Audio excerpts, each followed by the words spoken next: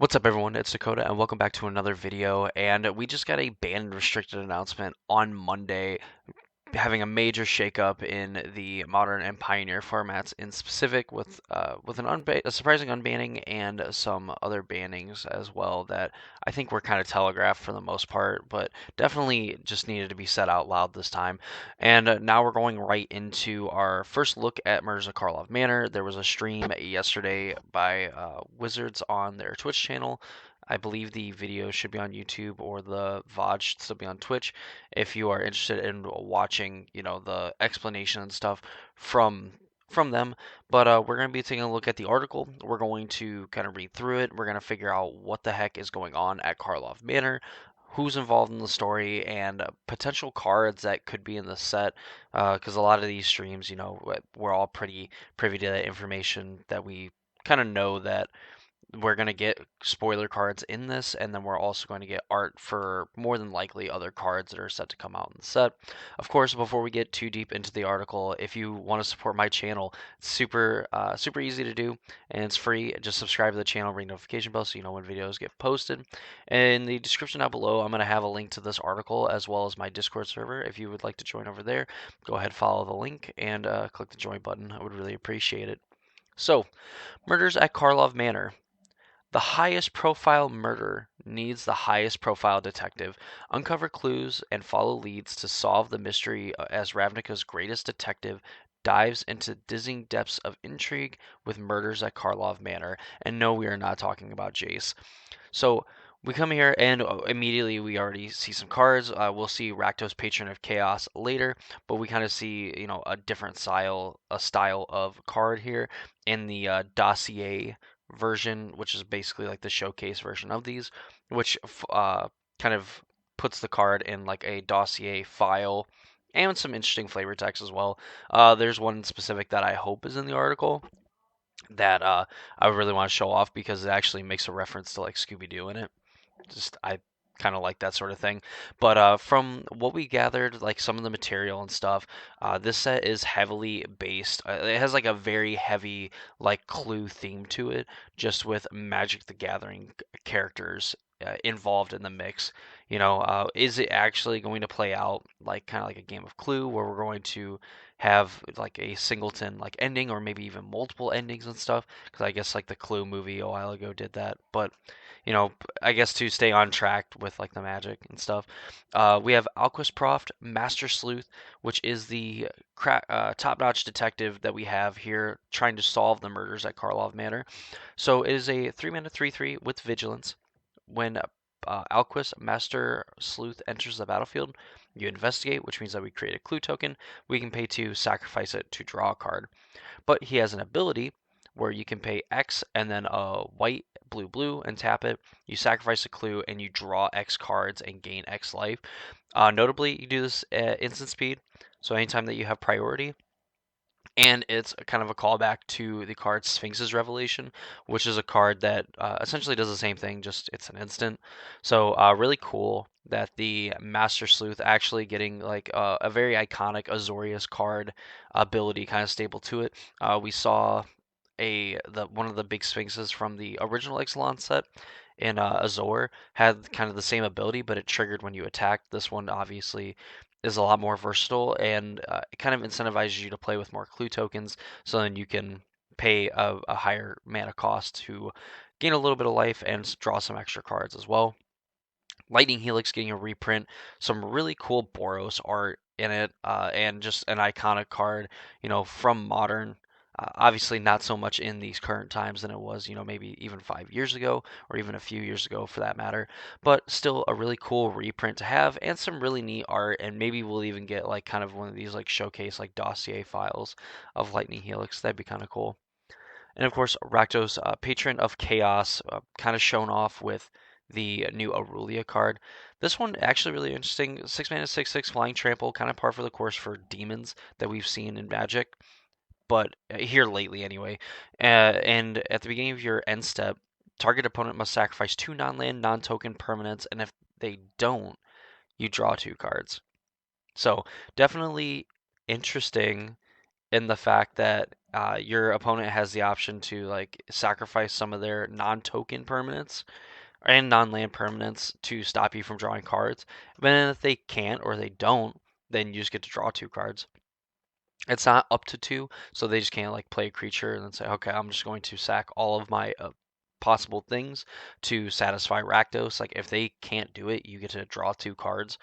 How much of an impact this is going to have, say, in, some of the older formats and stuff, is yet to be seen, but definitely a very powerful ability and definitely is going to see play somewhere. It's definitely going to be something that demands an answer, and obviously in conjunction with some of the other powerful cards that exist in like the Pioneer format, and even up to Modern. I don't know if this card is going to be Modern legal. I think the cost is too high, and cheating into play isn't going to be the best thing to do. But it's definitely a powerful card for something like Pioneer, where this like might be able to find a home for. Same thing with like Lightning Helix. I think Lightning Helix it gives like some red white aggressive decks like some extra tools, maybe even like red white burn being a thing in the format as well. Of note, like the flavor text here, I've said before, like the flavor text on kind of like these dossier cards has something added. 2 cards that maybe wouldn't necessarily get flavor text or just change the flavor text on them. An actual signatory of the original Guild Pact, over 10,000 years old, but doesn't look a day over 2,500. Is pretty funny to say about Rakdos, but he's just been an absolute riot, for lack of a better word, since he's existed. So here we have like some of the art for Murders at Karlov Manor. We have Aurelia in the background. I believe this is Krenko, Judith, a Massacre Girl. I believe that's Atrada, and of course we have our protagonist and Alquist Proft, and I believe that's Tolsmir as well. Or yeah, I think no, not maybe it's not Tolsmir. The I don't know. I'm probably wrong, but this is kind of like the promotional art for it at Murders of Karlov Manor. Alquist Prof and the Ravnican Agency of Magicology, Magiological Investigations need to uncover a murderer with a string of murders and attempted murders across Ravnica. The race is on to uncover who's next and who's behind it all. The team working the case expands as Kaya and her skill with spirits. Kellen, continuing his adventures across Eldraine and Ixalan, join Prof to solve the plane-wide mystery. So we're going to be seeing Kaya come back and Kaya Spirits Justice. We'll see if she ends up being a planeswalker or ends up being just a regular creature. We have yet to see the planeswalker in the set, so very likely that if Alquist Prof is the legendary creature of it, that maybe Kaya is coming back as a planeswalker.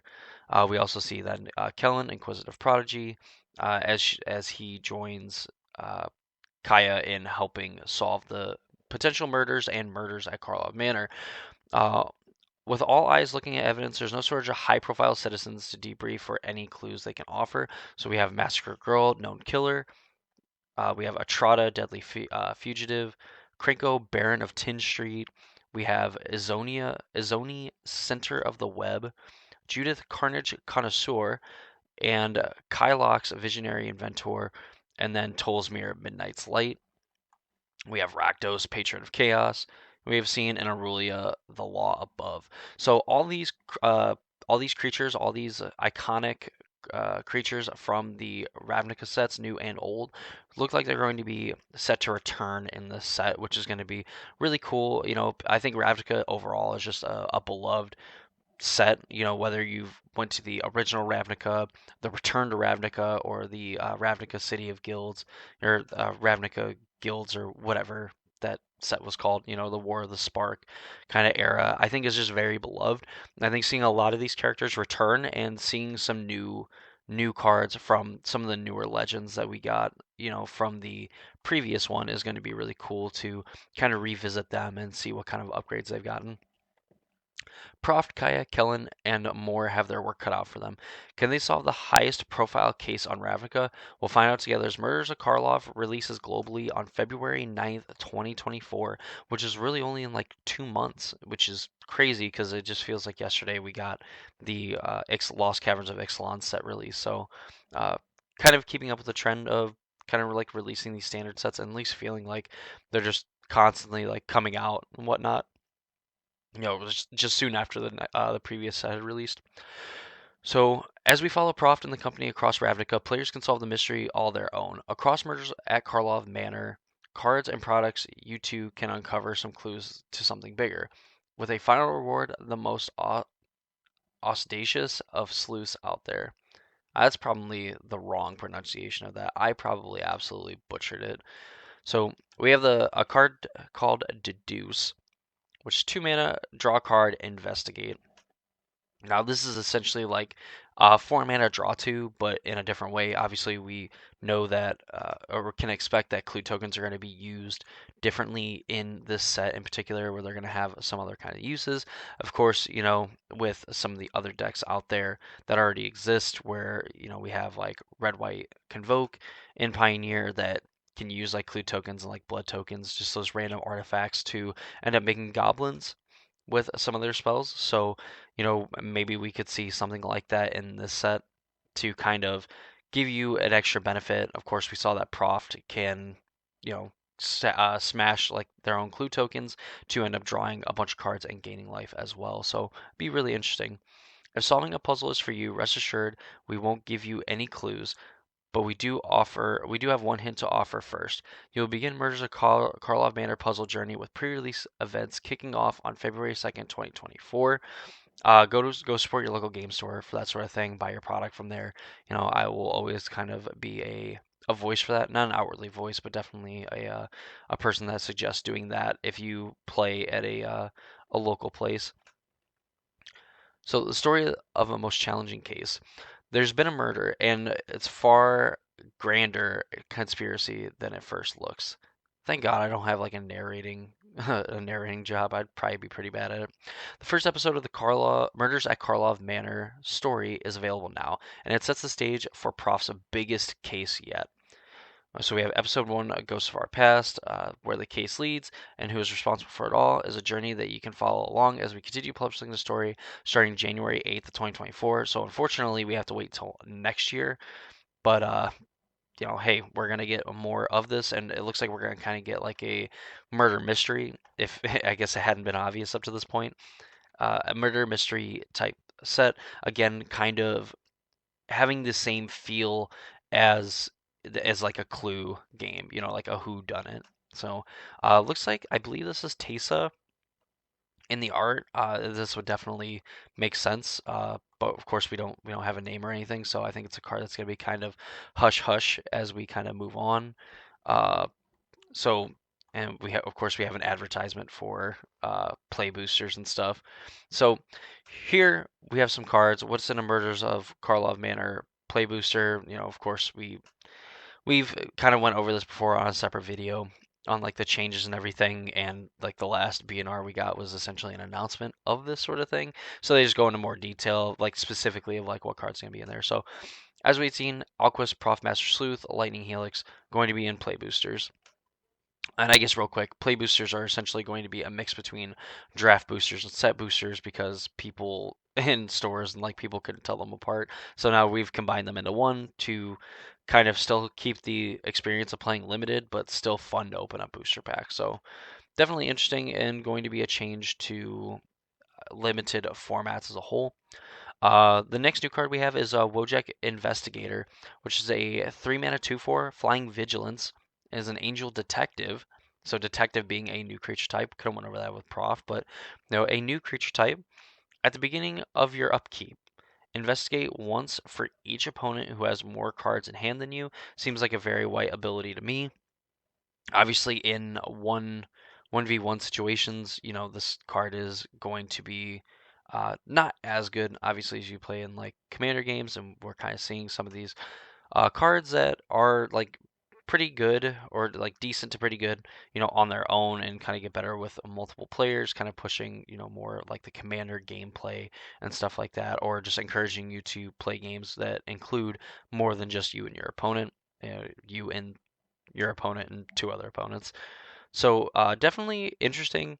It could be a good tool for aggro decks, just getting to play this, and then of course you have to wait till your next turn, so it's not really like all that great, just not to get an immediate benefit.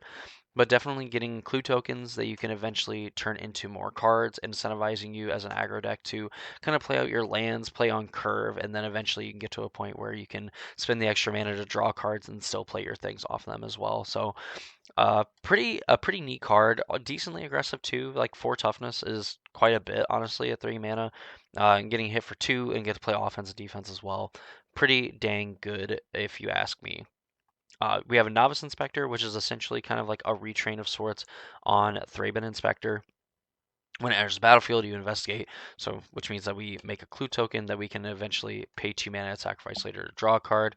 Obviously, the Thraben Inspector is pretty good in the Rakdos scam deck, or not the Rakdos scam decks, the Boros Convoke deck. Wrong guild. So in the red-white deck, I don't know if it wants to play more Thraben Inspectors, if then like it can kind of shift towards like mostly white and then play some red cards, in like the uh, Kadoltha Rebirth or whatever the hell card that is that makes goblins. So interesting to see, but we're like definitely getting closer towards like a more white than red Boros Convoke deck. Shock getting reprinted. Fanatical Strength. 2 mana target creature gets +3/+3 and trample till end of turn. Definitely some pretty good combat tricks to have in a limited format. Uh, We have Not on My Watch, which exiles target attacking creature. Printed at uncommon, notably, this is like a pretty decent card. I definitely could see this being very good and also very annoying to play against in like the limited formats. Demand answers as additional cost to cast a spell. You sacrifice an artifact, discard a card, draw 2 cards, instant speed. Tormenting Voice with instant speed and upside too, because you can have an alternate way of paying for it, which kind of also gives uh, another use for like those clue tokens where you're essentially paying 2 mana and a card, but you get to draw an extra card, for your clue token. So we go farther. You can of course see all kinds of the different styles and stuff for these new cards, which we see in Fanatical Strength, Deduce, Not on My Watch, and Demand Answers. Some of like the 2 mana cards from the set. I believe that there would be a black one because I mean, if you kind of notice that these are seems like kind of a cycle, but not like necessarily a cycle. Not on My Watch being a uncommon, the rest being commons are pretty neat. Of course, we look at the dossier files version of the cards. So we have Wojak Investigator, of course, investigates if for each opponent that has more clues in hand or more cards in hand than you. A great boon to have an angel on hand, but highly suspect she reports information to Aurelia before us. And then Aurelia doesn't have any additional text, but we do get to look at Aurelia, who is a 5 mana 4/4, flying vigilance and haste. Whenever a player attacks with 3 or more creatures, you draw a card. Notably, if your opponent is being aggressive, then you will also get to draw cards. With this thing having vigilance and haste, you just get to smack your opponent for 4, and then you get to sit back and play defense as well, and could immediately benefit from getting to draw a card as well. And then whenever the player attacks with 5 or more creatures, Aurelia, the law above, deals 3 damage to each of your opponents, and you gain 3 life. So definitely a card that is going to do what Boros wants to do, and it's going to prioritize like entering combat, attacking your opponent. Like this is a way that you can get a little bit of reach as well by getting to just deal 3 damage to your opponent off the rip just from the attack, which could be the difference of like a normally like non-lethal swing where your opponent might live at like 1 or 2 life, ends up actually losing the game and being like a game winner in turn for you. Definitely interesting. Again, like these high mana cost cards have to put in a lot of work. I don't know if this in particular is going to be able to do enough to warrant it seeing like any high level of competitive play, but I've crazier things have happened. Crazier things definitely happen. I've definitely hit on some predictions and I've missed on them, but I think Aurelia, the Law Above, is probably going to be a card that just misses seeing play. Maybe at like 4 mana. Like if you made it list like a 4 mana 3/3, obviously a little bit easier to remove it. But I think with some abilities like that, you just reduce the mana cost by 1. It ends up being like a pretty good card. We see some new ones. Curious Cadaver and Gleaming Gear Drake. So Curious Cadaver is a 2 for a blue, 2 blue and a black for a 3/1 flyer. And whenever you sacrifice a clue, return Curious Cadaver from your graveyard to your hand. So a very recursive threat, a very not aggressive like stats wise, but I mean 3 power can trade with a decent amount of creatures, and the fact that you can just pay 2 mana, draw a card, and then like you get Cadaver back, and then you can play it. You can also, like, if you used Alquist Prof's ability to sacrifice a clue, you can bring back Curious Cadaver, and of course, all any of the different ways, like anything that requires that you sack an artifact. If you sack a clue, you can get back the Curious Cadaver, which is going to be pretty cool as like a recursive threat, especially in like the limited formats. You have Gleaming Gear Drake as well, who is a red and a blue for a 1/1 flyer. It's a notably a Drake, but it is an artifact creature, so that's something. And I guess the Cadaver's a detective too. That's kind of sweet. Uh, Enters the battlefield, you investigate, and whenever you sacrifice an artifact, put a +1/+1 counter on Gleaming Gear Drake. So this card doesn't necessarily require you to sacrifice clue tokens when you sacrifice or you don't have to sacrifice a clue to give it a +1/+1 counter. You just have to sacrifice an artifact. But of course, artifacts or excuse me, the clue tokens are going to be pretty easy for the fact that you can just pay 2 mana and sacrifice them. They have their own ability to end up going to your graveyard, or at least sacrificing them to give the Gear Drake more power. So definitely also synergizing well with, again, some of these other cards where like you can sacrifice clue tokens. We'd seen earlier with Demand Answers, you sacrifice an artifact, you can end up pumping up this Gear Drake as well. Meddling Youth, this is the card I was talking about. So it's a 5 mana 4/5 haste. Whenever you attack with 3 or more creatures, you investigate, so you can just make more clue tokens. We already talked about Rakdos, so I won't be going over them again. Chaotic but surprisingly fearless, often seen in the company of a strangely intelligent hound. Of course, referencing Scooby Doo. There's probably like references to other things. Patient is surprisingly clever. Patient is surprisingly clever, though he does not need to be reminded not to eat the corpses. My goodness. This set's so cool. Going further, special guests return to Karlov Manor. I guess there were some cards that would be printed in the set that would not be legal in standard, but they are legal in like the draft format, and we saw that with some of the showcase cards in previous sets, and this is no exception, as Crashing Footfalls, with a really sweet art with a Ravnican twist to them.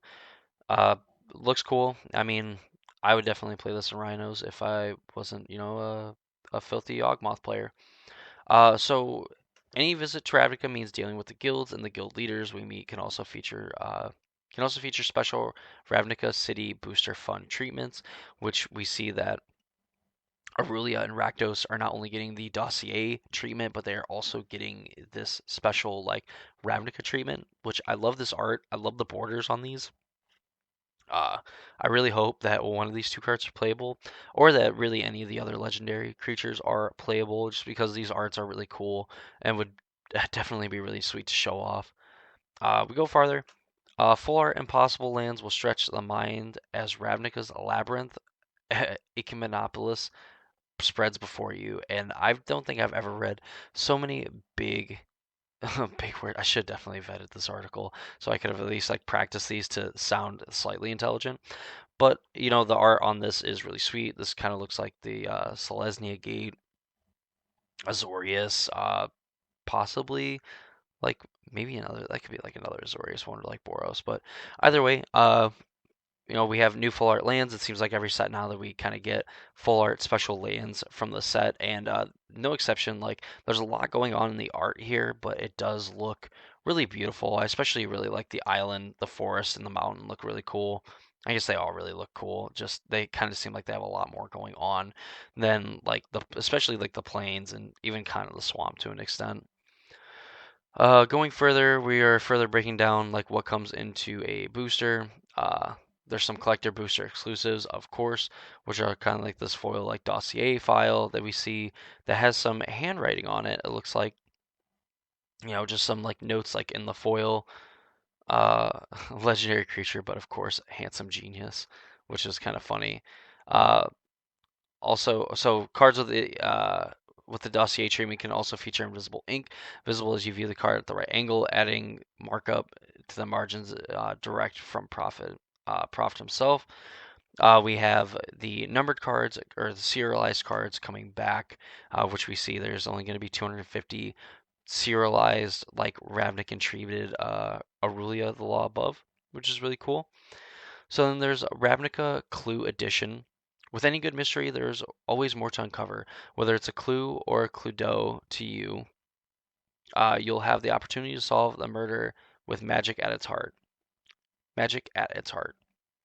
Arriving February 23rd of 2024. So it's going to be a few week, like a week or two after the set release. Ravnica Clue Edition or Ravnica Cluedo Edition for many locations includes both flavorful reprints and new to Magic cards for an experience that combines Clue's timeless immersive crime-solving experience and cast of colorful suspects with Magic's strategic depth, all within the beloved Ravnica setting. Crafted by Magic designers, this is a fun and thematic way to share the game with new and veteran players alike. This play experience is self-contained and everything you need inside the box. You'll find the iconic suspects, rooms, and weapons all represented in a ready-to-go play experience. So we have the dining room, which you can pay to investigate, which I believe all these like tap lands that investigate will feature rooms from the Clue. We have Senator Peacock, who is one of the characters in the Clue set, and of course, lead pipe being one of the murder weapons. Artifacts you control are clues in addition and to their other types, and have the Clue ability. Whenever you sacrifice a Clue, target creature can't be blocked this turn. Uh, these lands, I believe, are just going to be tapped for one of the other the 10 combinations of two color combos, and you can pay for and tap it to investigate. Lead pipe, giving a creature +2/+0, and whenever the equipped creature dies, each opponent loses one life, and you can sacrifice the lead pipe to draw a card as if it were, well, it's a Clue equipment, so that should tell you. On top of that, each copy of the game comes bundled with a box topper containing one of Ravnica's famous shock lands. So we have the Steam Vents box topper here, and we have details for gameplay and cards to share. We'll reveal more January 16th of 2024, and the rest of the article kind of shows off some of the set sample or set symbols. We have the Murders at Karlov Manor Commander expansion symbol, the special guest expansion symbol, and the actual set symbol. There's a box topper which is the Wojak Investigator, which is a pretty cool art for it, and of course more promotional art, what the commander decks are going to look like, what they entail. We're going to get the remaining story episodes in January. We're going to debut the previews and stuff. They're going to do on their stream on the 16th. The commander deck previews will start the 24th. Card image gallery and previews will complete on January 26th. There'll be the arena event, and then the arena release, and then the global tabletop release, which at the time, I believe, of pre-release, the cards will be legal. So these cards will be legal for, modern, pioneer, standard, whatnot on February 2nd and run through the whole week. Of course, there's all these events and stuff here, which you can check out on the article, which I will have linked in the description of the video. So overall, this set looks really cool. It's interesting that obviously we know that the theme of the set is heavily inspired by Clue, but then there's also a Clue edition of the game.